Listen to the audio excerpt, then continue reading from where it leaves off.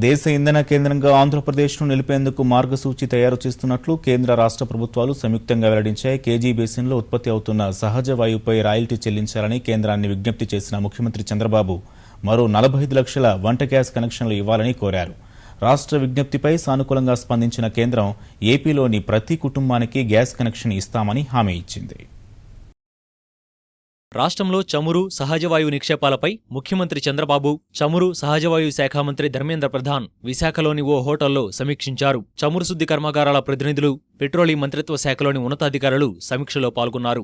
వ్యూహాత్మకంగా కీలక స్థానంలో ఉన్న ఆంధ్రప్రదేశ్ను ఇంధన కేంద్రంగా మలిచేందుకు కేంద్ర రాష్ట్ర ప్రభుత్వాలు మార్గసూచి తయారు చేస్తున్నాయని ముఖ్యమంత్రి, కేంద్ర మంత్రి ప్రకటించారు. కేజీ బేసిన్లో ఉత్పత్తి అవుతున్న సహజవాయువుపై రాష్ట్ర ప్రభుత్వానికి రాయల్టీ చెల్లించాలని ముఖ్యమంత్రి చంద్రబాబు కేంద్రం దృష్టికి తీసుకొచ్చారు. ఏదైతే బుక్ ఉందో కోల్ మీద ఇటీవల ఆక్షన్కి వేసినప్పుడు వచ్చిన డబ్బుల్ని ఆ రాష్ట్రాలకు ఎక్కువ వాటర్ ఇచ్చారు. ఏ రాష్ట్రంలో ఖనిజ సంపద ఉంటే ఆ రాష్ట్రానికి ఇవ్వడం జరిగింది. మనకు కూడా ఈరోజు గ్యాస్ ఉంది కాబట్టి ఆ గ్యాస్ యొక్క వచ్చే లాభాలు రాయల్టీ మనకి ఇవ్వాల్సిన అవసరం ఉంది. నేను అదే వారిని రిక్వెస్ట్ చేశాను.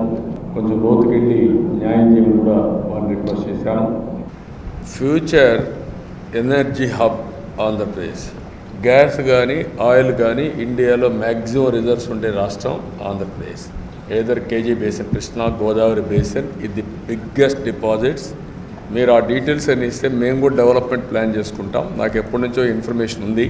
ఇది డెవలప్ చేయగలిగితే ఇండస్ట్రియలైజేషన్ పెద్ద ఎత్తున వస్తుంది.